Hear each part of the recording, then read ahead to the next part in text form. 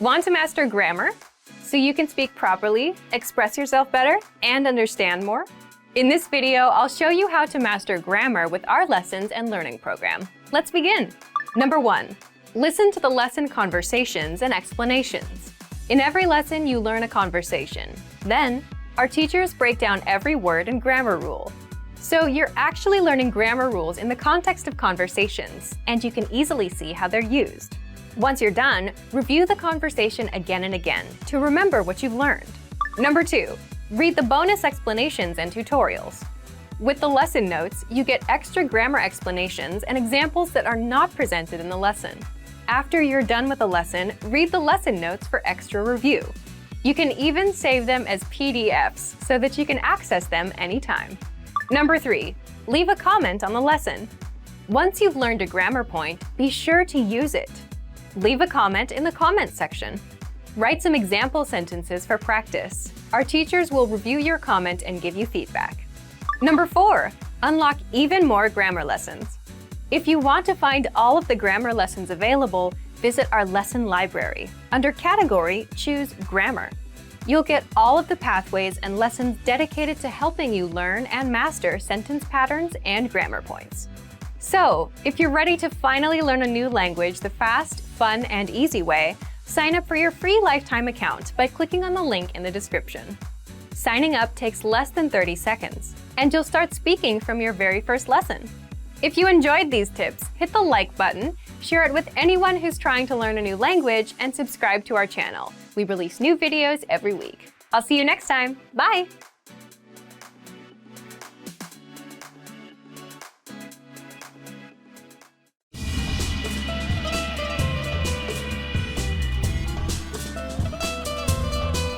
Hi, welcome to Introduction to Greek. My name is Alicia, and I'm joined by... Hi everyone, I'm Chrissy. In this lesson, you'll learn the basics of Greek grammar. We won't be going into too much depth because it's impossible to condense everything into one short video lesson, but this video will give you a good idea of the main points of Greek grammar. The Greek language has one of the most extensive vocabularies in the world. All Greek words can be categorized into 10 different parts of speech. Furthermore, the Greek parts of speech are separated into inflected and non-inflected. You might be wondering, what is inflection exactly? Inflection is the modification of a word to express things such as tense, number, person, and more. The inflection of verbs is called conjugation. The inflection of articles, nouns, adjectives, and pronouns is called declension. When a word is not inflected, it means that its form never changes in speech. The Greek inflected types of speech are the articles, nouns, adjectives, pronouns, verbs, and participles. The Greek non-inflected types of speech are the adverbs, prepositions, conjunctions, and interjections. Greek has also some small non-inflected words called particles. However, particles are not considered a part of speech. In this video, we won't focus on non-inflected words because their use is very straightforward. Instead, we'll focus on declension and conjugation, which are more complex processes. In Greek, articles, nouns, adjectives, pronouns, and the passive voice participles are declinable. That means that they have different forms, just like the English noun cat changes to cats in the plural. The whole set of different forms that a declinable word may present in Greek is called declension. Or klisi, literally meaning inclination. And each different form a declinable word may have is called case. Or ptosi, literally meaning fall. There are 4 cases in Greek: the nominative, the genitive, the accusative, and the vocative case. In Greek, the nominative case has always been considered a direct case or orthiptosi, together with the vocative. The genitive and the accusative, on the other hand, were always considered to be oblique cases, or pleies ptosis. But what do direct and oblique mean here? Well, let's remember the inclination and fall concept for a moment. If you set up a thin stick vertically on the ground, it won't stand, it'll fall. The nominative case, being the direct case or straight case, indicates the form of a word that is the base, the starting point. This is like the moment when the stick is standing straight before it starts falling. Declinable words are always in the nominative form in dictionaries. In ancient times, the vocative was identical to the nominative. So the vocative is still considered a direct case, although today there may be some differences between the two cases. Imagine now that the standing stick starts falling. During the fall, its position constantly changes in relationship to its starting point until it falls flat on the ground. Declinable words change too in relationship to their starting point, the nominative case. So the oblique cases, or bent cases, represent the form of a word that is not the base, like when the stick is already inclined and falling. These are the genitive and the accusative cases. The whole idea of declension, cases, and different forms of the same word may seem strange to an English speaker because English lost its case system almost completely. However, we can still see some declension happening to words, such as the personal pronouns. For example, I, he, she, we, and they can change to me, him, her, us, and them. In the phrase, she loves him, she denotes the subject, while him denotes the object. Similarly, the Greek case system exists in order to indicate certain grammatical relationships among the words of a sentence, like the subject, object, and more. It's actually because of the case system that word order in Greek sentences is relatively flexible. For example, in English, the sentences the cat eats the mouse and the mouse eats the cat mean different things. By swapping the nouns cat and mouse, the meaning changes completely. However, in Greek, the meaning wouldn't change because the form itself of a word shows us whether it's the subject or the object. The word order depends on what the speaker wants to emphasize, as the first word gets more attention. So the second sentence is actually more like saying, "It is the mouse that the cat eats." The grammatical case is the first characteristic of declension. The other two characteristics are gender and number. There are three genders in Greek: masculine, feminine, and neuter. All declinable words, including articles, are gendered. For example, in Greek, the definite article the comes in all three genders. O, I, to. And just like in English, there are singular and plural forms. So in the plural form, the Greek definite articles become I, ta. If we also add the forms for each case, then these are all the possible forms a definite article may have in speech. Note that definite articles don't have a vocative case form. Another thing to keep in mind about articles is that they need to have the same case, gender, and number as the words they define. For example, nouns and adjectives. The same goes for all declinable words that define each other. Now let's move on to the conjugation of verbs. Again, the word conjugation in Greek is called klisi. Greek verbs are divided into two main conjugation groups depending on their main ending.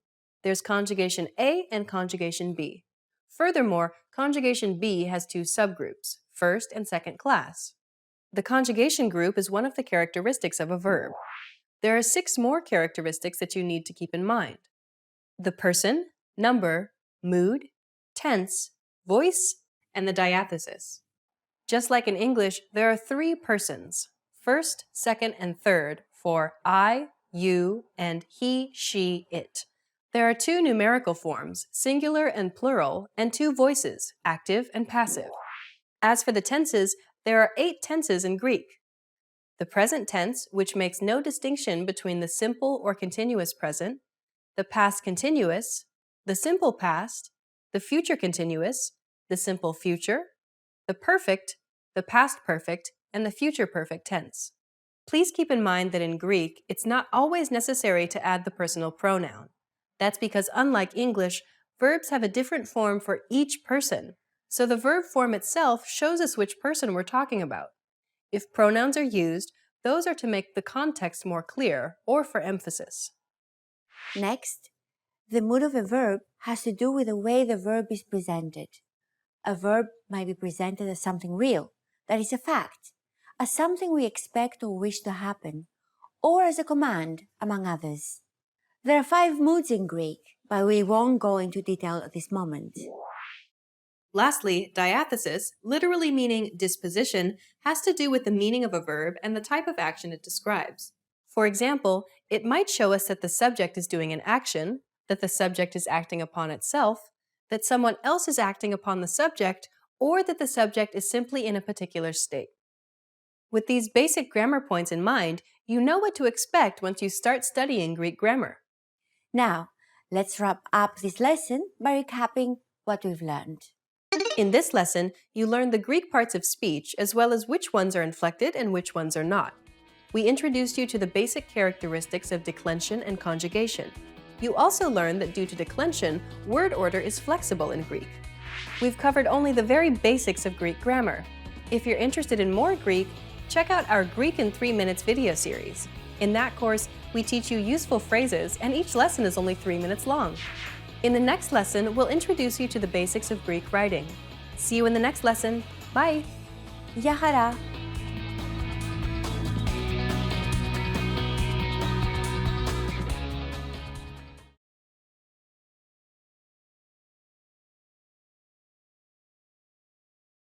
Want to speak real Greek from your first lesson? Sign up for your free lifetime account at GreekPod101.com.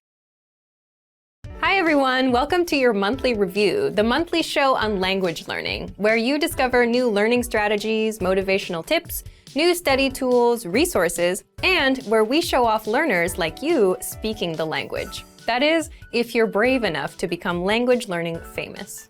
All the materials mentioned in this video are available for you now on our website.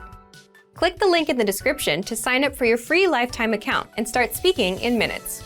Okay, today's topic is the 10 habits of highly effective language learners. So, what do successful language learners, people who set language goals and actually hit them, do differently?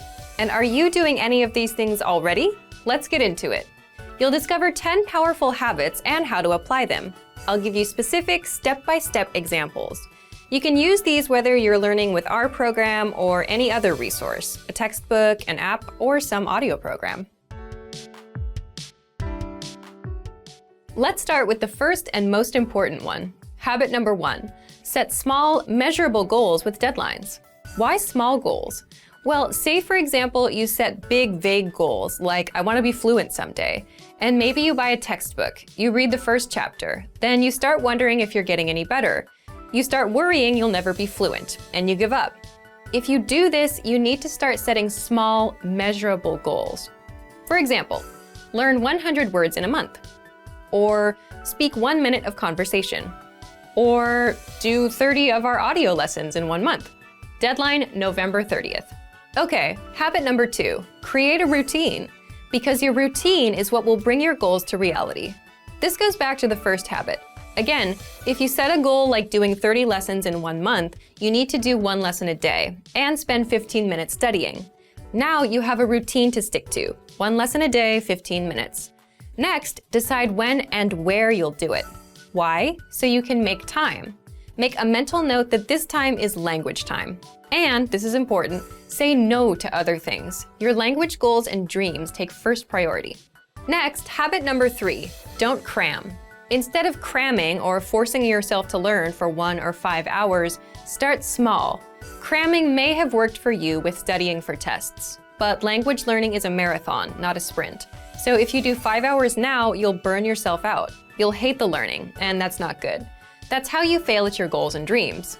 But if you can do 5 to 15 minutes a day, every day, learning won't be overwhelming, and you'll be successful in the long run. So, how do you create this habit? If you've set your small, measurable goal and routine, you're good to go. Habit number 4, prepare lines and conversations ahead of time. If you're like most language learners, speaking is your weak point. And a lot of the time, it's because you just don't know what to say. You don't have the words in your head. This is where preparation comes in. So imagine you meet a person for the first time. What do you say to each other? Hello, how are you? What's your name? Where are you from? What are your hobbies? If you prepare these questions and answers ahead of time, you then have things to ask and say. So how do you do this? If you're learning on the website, check out our top 25 questions lessons that teach you questions and answers that we use all the time in conversations. For example, what's your name? Where are you from? How old are you? How was your weekend? Another way to prepare is to make a list of questions or phrases you want to say. Then get the translations for those. The point is, if you prepare lines like, my name is, I am from, this weekend I did this, the kind of lines you use all the time, you'll always have something to say. Habit number 5, get into the habit of producing output. So input is taking language in, listening and reading, and output is putting language out, so speaking and writing. The point here is it's easy to just sit and listen and watch YouTube videos. You can listen to lessons all day long, but listening helps with listening. It won't get you speaking the language. So the easiest ways to produce output are, for speaking, repeat what you hear out loud. That's called shadowing. And for writing, write things out by hand. You can copy out our lesson dialogues or just copy the sentences out of a textbook. Habit number 6, come back and review. And that's because reading something once doesn't mean it'll be in your brain forever. So this is where reviewing comes in. In order to master grammar, words, or phrases, you must go back and review. How do you do this? Spaced repetition flashcards are a great example of this. A lot of language learners use these because with spaced repetition, you get to see words again and again over spaced periods of time, and that improves your memory. Another simple thing you can do is download and save our lessons. Replay them later. Download our dialogue tracks. These give you just the conversation from that lesson, no translations. Make a playlist on your phone and listen as much as possible, just like with songs. Soon, you'll know tons of practical conversations by heart. Next, habit number 7, look for solutions. There's one interesting thing that separates new learners from successful learners. It's how they react when they don't understand something. Because beginners completely rely on the study tools they use, they tend to blame them too. You'll often hear that someone gave up because the textbook was too boring, or it won't help them speak. But if you realize a book won't help you speak, it's not the book's fault, is it? And if you complain that a class doesn't help you speak, but you're not raising your hand at every opportunity either, whose fault is it? So experienced learners look for solutions. Get into the habit of coming up with a solution for your problem. Habit number 8, focus on what you're good at. And you should do this because it's overall motivation. If you're generally better at speaking than writing, then you're more likely to enjoy it, which means you're more likely to continue with it. And that means it's a successful routine. Habit number 9 is don't procrastinate, which is easier said than done. Most of us procrastinate, and a lot of that is a result of overthinking. Let's say you plan on studying today. So you remember, I have to study, I have to study. Now you're ruining it in your head. It becomes something you have to do. It's a hassle now. But if you set a small, measurable goal and have a simple routine, spend 5 minutes, then you know you just need to put in 5 minutes and you're done. So if you want to beat procrastination, make your goals and routines easy. And number 10, remember that learning a language is a marathon, not a sprint. So there's no need to do 5-hour cram sessions and burn yourself out. 5 or 10 minutes is good enough. Remembering this is a good habit to have. If you're having a bad day, if you can't remember some grammar, it's not all over. It's just a minor bump in the road.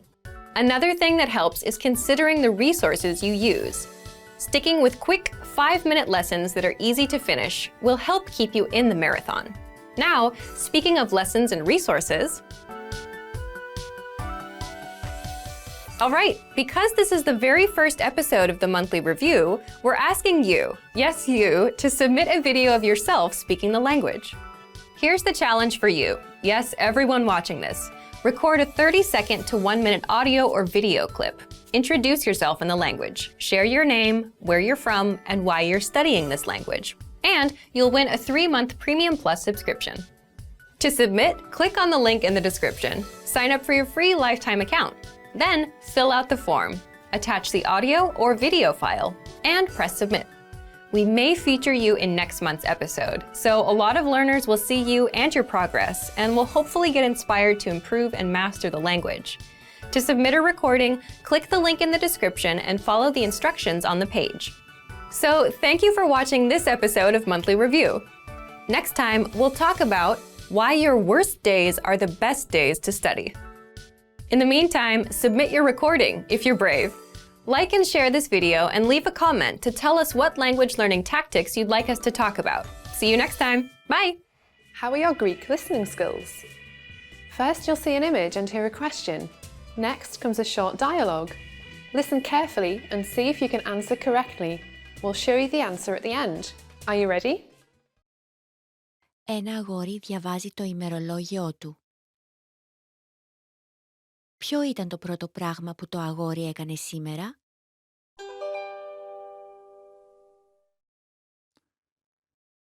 Ο καιρός ήταν καταπληκτικός σήμερα. Το απόγευμα πήγα για κολύμπι στην πισίνα. Πήγα και σινεμά το βραδάκι. Επίσης, μελετούσα όλο το πρωί. Σήμερα δεν ήταν και άσχημα.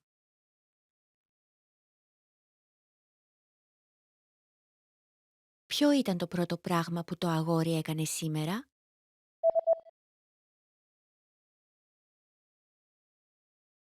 Ένα αγόρι διαβάζει το ημερολόγιό του. Ποιο ήταν το πρώτο πράγμα που το αγόρι έκανε σήμερα? Ο καιρός ήταν καταπληκτικός σήμερα. Το απόγευμα πήγα για κολύμπι στην πισίνα. Πήγα και σινεμά το βραδάκι. Επίσης, μελετούσα όλο το πρωί. Σήμερα δεν ήταν και άσχημα. Ένας άντρας δίνει αναφορά σχετικά με τις επιδόσεις των πωλήσεων της εταιρείας του σε μια σύσκεψη. Ποιο από τα δύο διαγράμματα χρησιμοποιεί για την παρουσίασή του? Παρακαλώ κοιτάξτε τη φωτοτυπία. Το αριστερό διάγραμμα δείχνει τις πωλήσεις της εταιρείας μας τα τελευταία 3 χρόνια και τις προβλέψεις πωλήσεων για το τρέχον έτος. Το δεξί διάγραμμα δείχνει τις πωλήσεις ανά μήνα μέχρι και το μήνα Οκτώβριο φέτος. Τώρα κοιτάξτε παρακαλώ το αριστερό διάγραμμα. Δείχνει ότι οι πωλήσεις έχουν σημειώσει σταθερή άνοδο τα τελευταία 3 χρόνια. Αν μπορέσουμε να συνεχίσουμε την αύξηση των πωλήσεων, τότε οι συνολικές πωλήσεις για αυτόν τον χρόνο θα σημειώσουν αύξηση σε σχέση με πέρσι. Εν συνεχεία, παρακαλώ κοιτάξτε το δεξί διάγραμμα. Το δεξί διάγραμμα δείχνει ότι οι εκστρατείες που κάναμε τον Απρίλιο και τον Αύγουστο ήταν αρκετά αποτελεσματικές. Το βλέπω, όμως οι πωλήσεις έπεσαν τον Μάιο και τον Σεπτέμβριο μετά τις εκστρατείες. Ναι, αλλά αυτού του είδους η αναπήδηση είναι αναπόφευκτη. Νομίζω ότι οι ετήσιες πωλήσεις για φέτος θα σημειώσουν αύξηση σε σχέση με τις περσινές, αν εξακολουθήσουμε να αυξάνουμε τις πωλήσεις μας. Ποιο από τα δύο διαγράμματα χρησιμοποιεί για την παρουσίασή του?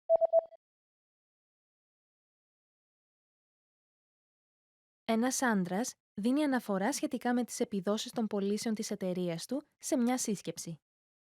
Ποιο από τα δύο διαγράμματα χρησιμοποιεί για την παρουσίασή του?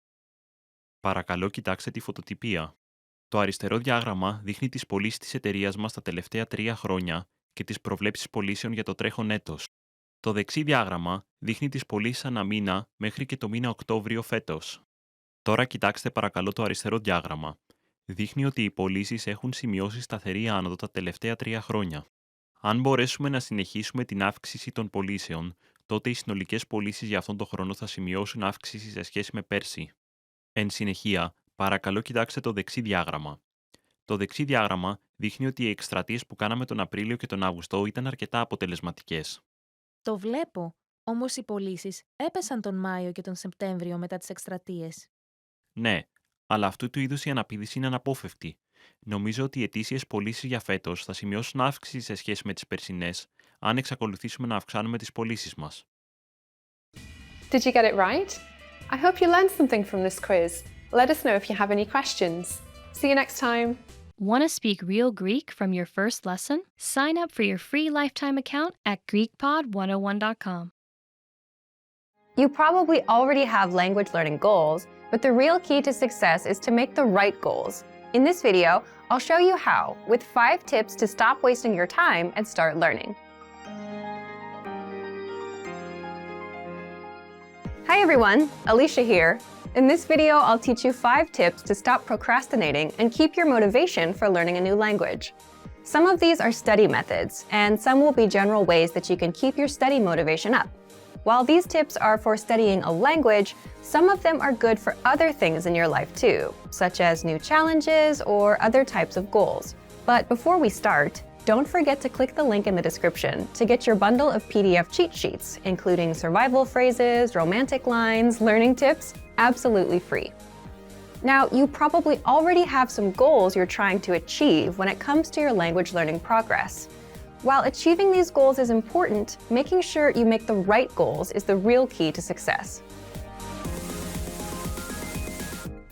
The very first tip is to set SMART goals. SMART is an acronym, meaning each letter in the word stands for another word. The earliest known reference to SMART goals was in an article written by George T. Doran for a 1981 issue of the Management Review Academic Journal. The acronym varies depending on its use, but each letter generally stands for some criterion that helps with effective goal setting. For our purposes, let's define SMART goals as follows. The S stands for specific. Your goals should target a specific area for improvement. Our natural tendency is to have a goal that's very general. If your goal isn't specific enough, you'll lack the focus and proper direction you need to achieve your goals. So S is for specific. M stands for measurable. Your goals should be quantifiable. They should be able to indicate progress in some way. You have to be able to track your progress, otherwise you won't know if you're getting any closer to your goal. As you see yourself getting closer and closer to your goal, your motivation will go up. So your goals need to be measurable. A stands for achievable. Your goals have to be achievable. Many people want to become fluent in their target language immediately. However, this goal is unrealistic. Your goals have to be achievable. If your goal is too challenging for your current level, it will only demotivate you when you aren't where you think you should be. Instead, think about what results can realistically be achieved given your level, your resources, and any constraints, such as time. So make sure that your goal is actually achievable. R stands for relevant. Your goals may be specific, they may be measurable, and they may be achievable, but are they actually relevant to what you want to achieve? Don't just do a lot of things. If you're focused on improving your speaking skills in your target language, make sure that you spend your time having conversations with others.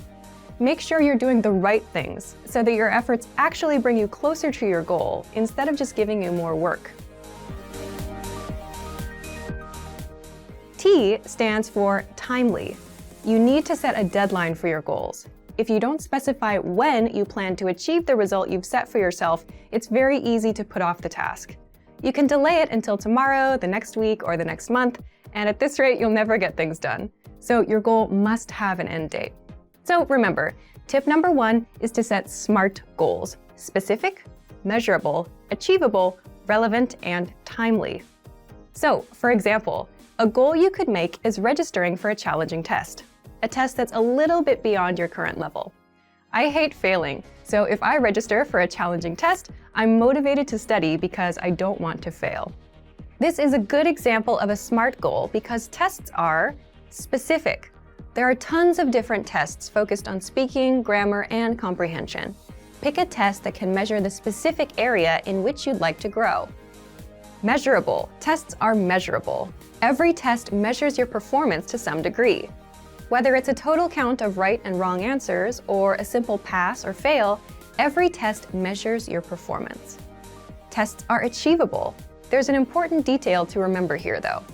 Find a test that is achievable for you. If you're a beginner, then the most advanced test is probably not right for you. Find one that's meant for beginners. Then, after that one, work your way up to more advanced tests in the future. Tests are relevant. Most, if not all, language tests are designed to ensure that you're capable of performing to a set standard in your target language.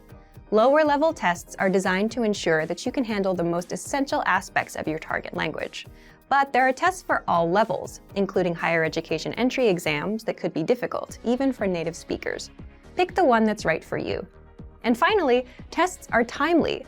If your test is completed in a physical location, then this one is obvious. You have to be at that spot at the set time, ready to take the test. There's no wiggle room. But even online tests will most likely have a deadline for you to complete them. The second tip to help you stop procrastinating and to keep your motivation up is to create a diary or social media account that you can update every day. This may seem simple or even unrelated to language learning, but by creating a diary in your target language, you have the chance to actually create in the language itself. Creating a diary is also a great way to practice writing in your target language. Another method is to create a social media account, which gives you the chance to connect with other people who are working toward the same goals as you. Maybe they can even give you feedback on your writing. If you're following people online who regularly share good resources, those can be really helpful for you too. It lets you find new tools that can encourage and motivate you, especially if they relate to some of your other interests, such as music or books in other languages. This is a really good way to take a few minutes every day to work towards your goal, without it even seeming like work. The third tip is to focus on understanding a specific TV show or movie. Try to watch a movie in your target language without any subtitles, or try to understand your favorite TV show that's in your target language. If you don't already have a goal like this, it can be a fun way to practice. If your friends often talk about a particular TV show, it could be a good way to study and a fun way to keep your motivation up together. Plus, TV shows and movies often use the language in a way that's vastly different from the conversations provided in traditional textbooks, so you often get to hear different vocabulary choices. It's a very powerful way to learn a language and end up sounding more like a native speaker. Tip number 4 is to enroll in a regular language course. Register for something you have to go to or you have to participate in regularly, meaning every week or 2 times a week or maybe even every day. The point of this is it's something that gives you a pattern to follow. Forming a study habit will help you progress very quickly. It will make it easier for you to achieve your language learning goals. Once you form the habit, you won't even have to think about starting each time. It'll just be natural. Have something that you must take responsibility for. You'll be more motivated to continue if there are others, especially classmates or a teacher, watching you progress. Look for resources inside your community, and if there are no opportunities there, look for things digitally. You can find many of our videos on YouTube, on Facebook, and of course, our entire video and audio lesson library on our website. The lessons on our website also come with assignment courses, so you can test your knowledge. The last tip is to make your goal public. Share your goal. Tell people about your goal. For example, if you want to give a business presentation in your target language this year, then tell your colleagues or your boss about it.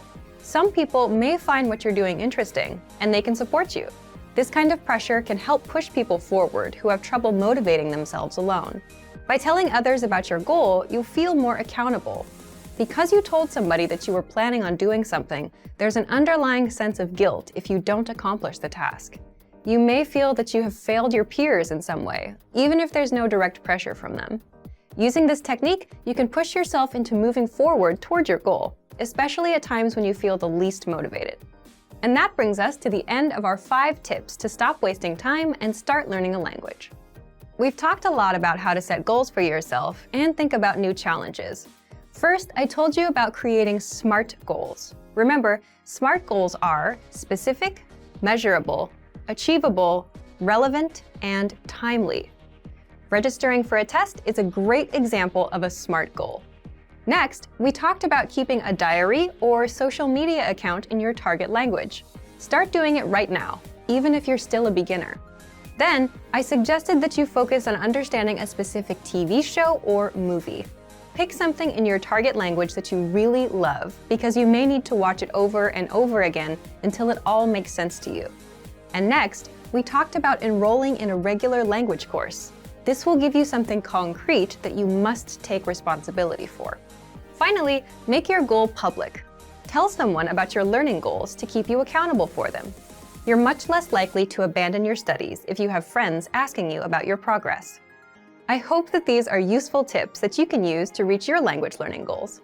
And before we go, let me remind you to download tons of free PDF lessons to learn the language the fast, fun, and easy way. Just click the link in the description. If you like this video, give us a thumbs up and share it with anyone who may find it useful. Do you have any good tips that you've used to help you reach your goals? Share them in the comments. Thanks very much for watching, and see you next time. Want to finally learn Greek the fast, fun, and easy way? In this video, I'll show you the top 10 ways to get started. So let's begin. Number 1. Take your very first lesson. Access any audio or video lesson on GreekPod101.com and just press the play button to get started. Don't have an account? Don't worry. Just go to the sign up page to create an account. It takes less than 30 seconds and it's free. We have thousands of audio and video lessons covering a variety of topics like grammar, pronunciation, listening, and reading. Just click on the play button on any lesson and start learning. Number 2. Read along with the lesson.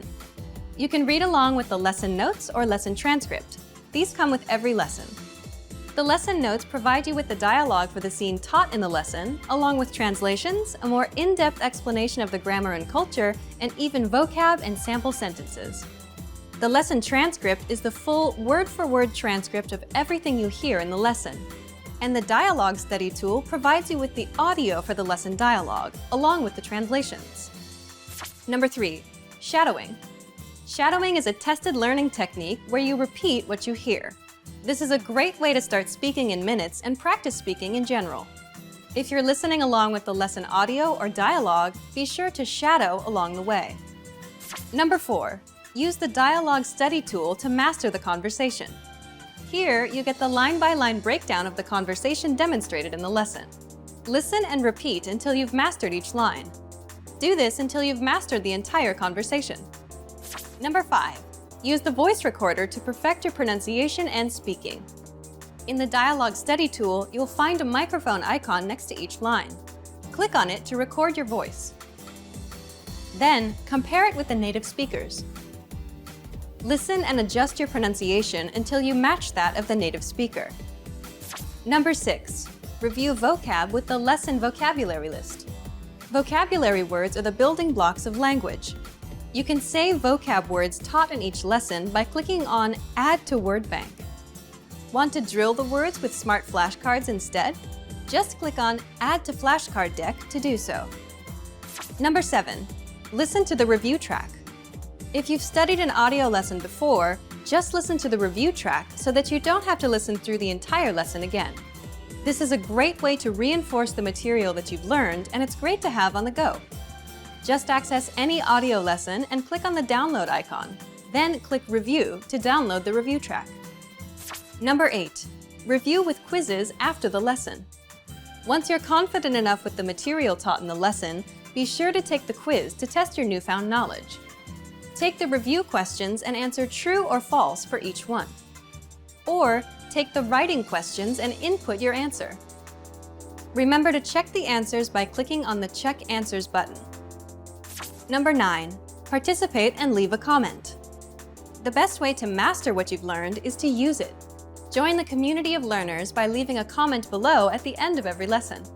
Our dedicated teachers will check your responses to correct you on any mistakes or provide you with helpful study tips and advice.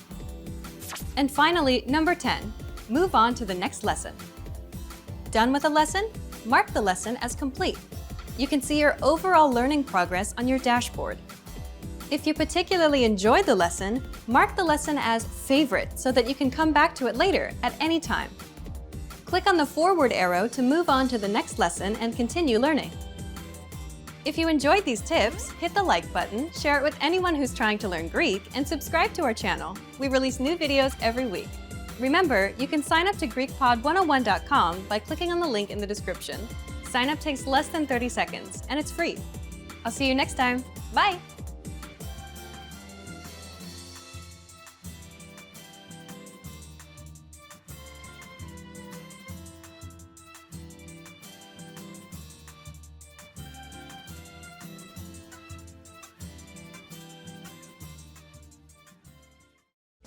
Want to speed up your language learning?